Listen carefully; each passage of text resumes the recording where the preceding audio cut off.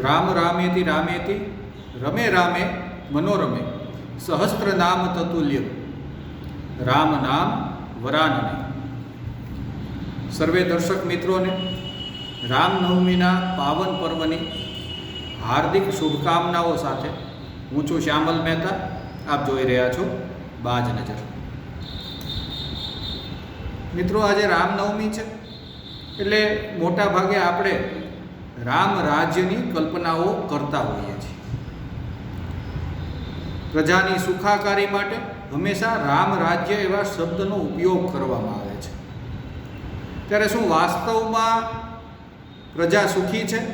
અને જે લોકો રામ રાજ્ય લાવવાનો દાવો કરે છે, શું તેઓ તેમાં પ્રયત્નશીલ પણ છે કે નહીં, તે વિશેની ચર્ચા આજે આપણે કરવી છે.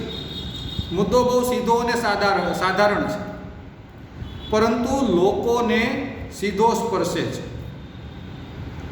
આપણે જે મુદ્દાની વાત કરી રહ્યા છીએ તે સરકારી વિભાગમાં આવેલા ગ્રાહક સેવા કેન્દ્ર કહીએ, હેલ્પલાઇન કહીએ, જન સુવિધા કેન્દ્ર કહીએ, એવા વિવિધ નામોએ કામ કરતી એક હેલ્પલાઇનની આપણે વાત કરવી છે. દરેક સરકારી વિભાગોમાં આવા કેન્દ્રો હોય છે. જનતાની સુવિધાઓ માટે, તેમના પ્રશ્નોના નિરાકરણ માટે અને તેમને માહિતી આપવા માટે, અથવા તો તેમની ફરિયાદોના નિવારણ માટે, ફરિયાદો નોંધી અને તેમના નિવારણ માટે આવા કેન્દ્રો ખોલવામાં આવ્યા હોય છે. દરેક સરકારી વિભાગોમાં તે હોય છે. પરંતુ તે કેવી રીતે કામ કરે છે? જ્યારે આવી હેલ્પલાઇનનો નંબર ખુલ્લો મૂકવાનો હોય, જનતા સમક્ષ તેને રજૂ કરવાનો હોય, ત્યારે નેતાઓ મોટા મોટા ભાષણોમાં બણગા ફૂંકી અને લોકોને હવે પછી આ બાબતે કોઈ તકલીફ નહીં પડે તેવી બાહેધરી પણ આપતા જોવા મળે છે. પરંતુ વાસ્તવમાં શું આવી હેલ્પલાઇનો કે આવા જન સુવિધા કેન્દ્રો યોગ્ય રીતે કામ કરે છે કે નહીં, તે આજની આપણી ચર્ચાનો મુખ્ય મુદ્દો છે. આવી આ જે જનસેવા કેન્દ્રો હોય છે, જન સુવિધા કેન્દ્રો હોય છે, તેનું એક મિકેનિઝમ હોય છે, દરેક ઓફિસમાં હોય છે. તેમાં એક ઓપરેટર બેસાડવામાં આવે છે જે તે વિભાગમાં. તેમની પાસે એક ફોન હોય છે, જે ફોનનો નંબર પબ્લિકમાં વેચી દેવામાં આવે છે કે આ નંબર પર ફોન કરો તો તમારી આ સમસ્યાનું નિરાકરણ આવશે. એટલે સુવિધા સારી છે. તે ત્યાં ઓપરેટર બેઠો હોય છે. કોઈને કાંઈ સમસ્યા હોય, BSNLની હોય, PGVCLની હોય, નગરપાલિકાની હોય, કોઈ પણ ક્ષેત્રની સુવિધા, STની હોય, તો ત્યાં તમે ફોન કરો અને ત્યાં તમારી સમસ્યાને તમે વર્ણવો તો માહિતી જોતી હોય તો માહિતી મળે, અને જો કંઈ ફરિયાદ લખાવી હોય તો ફરિયાદ થાય. આના માટેના કેન્દ્રો ખુલેલા હોય છે. પરંતુ આ સુવિધા કેન્દ્રો લોકો માટે અસુવિધાનું માધ્યમ બન્યા છે. કેવી રીતે? તો આવા મોટા ભાગના સુવિધા કેન્દ્રોની અંદર પ્રથમ તો ફોન ખૂબ જ વ્યસ્ત આવે છે. સ્વાભાવિક છે, અનેક લોકો ફોન કરતા હોય એટલે વ્યસ્ત આવે. પરંતુ લાંબી રાહ જોયા બાદ જ્યારે આ ફોન લાગે ત્યારે નાગરિકને, ગ્રાહકને સંતોષકારક જવાબ આપવામાં આવતો નથી. ઘણી વખત ત્યાં બેઠેલા ઓપરેટરને પણ આ બાબતની માહિતીઓ હોતી નથી, એટલા માટે તેઓ સંતોષકારક જવાબ આપી શકતા નથી. પરિણામે આ સુવિધા કેન્દ્રો ગ્રાહકો માટે અસુવિધાનું માધ્યમ બની જાય છે. ઘણી વખત નો રિપ્લાય થાય છે, રિંગો પૂરી થઈ જાય.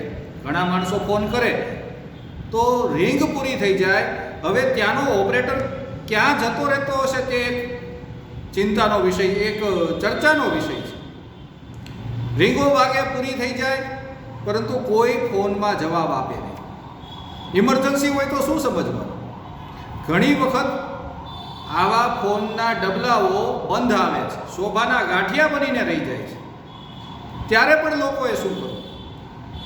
એટલે આજે જન સુવિધા કેન્દ્ર સરકારી વિભાગોમાં બનેલા હોય છે તે ખરેખર તો લોકોમાં એક દુવિધા ઉત્પન્ન કરવાનું કામ કરે છે. જ્યારે આવી કોઈ પણ વિભાગની હેલ્પલાઇનો ને લોકો સમક્ષ પ્રસ્તુત કરવાનું થાય ત્યારે જે તે પાર્ટીનો શાસક નેતા તેનું ઉદ્ઘાટન કરે અને લોકો સમક્ષ મોટી મોટી વાતોના બણગા ફૂંકી નાખે કે આ હેલ્પલાઇન આ કામ કરી દેશે, તમારી સમસ્યાનું આવું નિરાકરણ આવી જશે, મેં યુ લડા જેવી મોટી મોટી આત્મશ્લાઘાની વાતો કરી જશે. પરંતુ ત્યારબાદ જે તે વિભાગના ઉચ્ચ અધિકારી કે ઉદ્ઘાટન કરનાર નેતા તેમને તે હેલ્પલાઇન બરાબર કામ કરે છે કે નહીં તે જોવાની તેઓ તસ્દી પણ લેતા નથી. પરિણામે આવી હેલ્પલાઇનો ખાલી શોભાના ગાંઠિયા બનીને રહી જાય છે. આવા દરેક વિભાગમાં હોય છે અને આ સમસ્યા લોકોને ખૂબ પીડે છે. તેઓ કંટાળી જાય છે. BSNLના નેટ બંધ થાય, ફોન બંધ થાય તો તમે તેના માટે ફોન કરો તો નો રિપ્લાય આવે, ફોન બંધ આવે. વ્યસ્ત તો આવે તો સ્વાભાવિક છે, આપણે અગાઉ કહ્યું તેમ સમજી શકાય તેવી બાબત છે કે વ્યસ્ત આવી શકે, પરંતુ જ્યારે નો રિપ્લાય આવે કે બંધ આવે ત્યારે લોકોની સમસ્યામાં વધારો થઈ જાય છે. એટલે પહેલાંના સમયમાં આપણે જેમ રામરાજની વાત કરી કે પહેલાંના સમયમાં રાજાઓ પોતે તપાસ કરવા નીકળતા કે તેમની પ્રજા ક્યાંય દુઃખી તો નથી ને, તેમની પ્રજાને કોઈ મુશ્કેલી તો નથી ને. પરંતુ વર્તમાન રાજાઓ, લોકતંત્રના રાજાઓ જ્યારે આવી કોઈ સુવિધાનું ઉદ્ઘાટન કરે છે ત્યારબાદ તે સુવિધા કામ કરે છે કે નહીં તે જોવાની તસ્દીઓ તેઓ લેતા નથી. કારણ કે તેમને જો કોઈ કામ હોય તો તેઓ સીધા ઉચ્ચ અધિકારીને ફોન કરાવીને થઈ જાય છે, તેમના ફોનથી કામ થઈ જાય છે. પરંતુ સામાન્ય લોકો જે આ ગ્રાહક સુવિધા કેન્દ્ર પર આધારિત હોય છે તેમના માટે પારાવાર મુશ્કેલીનું કારણ બને છે. આવા દરેક સરકારી વિભાગોમાં હોય છે. આપણે એક ઉદાહરણ લઈએ અને અમે અમરેલીમાં રહીએ છીએ એટલે અમરેલીનું ઉદાહરણ આપશું કે આઝાદીના 8મા દાયકાની અંદર પણ અમરેલીમાં હજુ પણ ચોક્કસ સમયે નગરપાલિકા દ્વારા પાણી વિતરણનું મિકેનિઝમ ઊભું કરવામાં આવ્યું નથી. પહેલાં 15 દિવસે આવતું, તે પછી અઠવાડિયે થયું, હવે એકાત્રા 2 દિવસે આવે છે. તેટલી સુવિધામાં વધારો થયો છે. પરંતુ આપણે એ ન ભૂલવું જોઈએ કે અત્યારે આપણે આઝાદીના 8મા દાયકામાં ચાલી રહ્યા છીએ. ત્યારે અમદાવાદ જેવા શહેરની અંદર કેવી સુવિધા છે, સવારમાં વહેલું પાણી આવી જાય એટલે આખો દિવસ લોકો કામ પર જઈ શકે, પોતાનો વ્યવસાય કરી શકે. અમરેલીમાં આવું નથી. અમરેલીમાં ગમે ત્યારે પાણી આપવામાં આવે. તો કોઈ ટાઈમ નક્કી ન હોય તો લોકોએ સતત તેમનો જે આ ગ્રાહક સુવિધા કેન્દ્રનો નંબર હોય છે પાણી માટે અને તપાસ માટેનો, તેને ફોન કર્યા કરવો પડે. તો ક્યારેક તે ફોન બંધ આવે, ક્યારેક નો રિપ્લાય થાય અને ઘણી વખત તે જે ત્યાં ઓપરેટર બેઠો હોય તેમને ખ્યાલ ન હોય કે ક્યારે પાણી આપવાનું છે. ઉપરથી આવશે ત્યારે આપશું, હજુ કાલે આપશું, 2 કલાક પછી આપશું. અને જે રીતે તેઓ જવાબ આપે છે તેઓ કોર્ટની તારીખ પે તારીખ જેવી પરિસ્થિતિનું નિર્માણ થાય છે અને અમરેલીની પ્રજા પાણી માટે ટળવળે છે. ભલે એકાત્રા આપે, કારણ કે આ ઉચ્ચ અધિકારીઓ અને નેતાઓ એમ સમજતા હોય છે, એવું લાગે છે, એવું સમજતા હોય એવું લાગે છે કે તેમની સિવાય જનતા પાસે કોઈ કામ જ નથી. ક્યાંય કોઈ કચરાની બાબત છે, ક્યાંય કોઈ કૂતરું મરી ગયું છે, કોઈ હેલ્પલાઇનની અંદર કોઈ જવાબ જ નથી આવતો. અને જ્યારે તેનો જવાબ આપવાનો સમય થાય કે ફોન લાગે ત્યાં સુધી તો કેટલો બધો સમય પસાર થઈ ગયો હોય છે. પરંતુ જ્યારે ચૂંટણી આવે ત્યારે આના જ લોકો મોટી મોટી વાતો કરવા પહોંચી જાય છે ને વિકાસની વાતોના અનહદ દાખલા આપશે.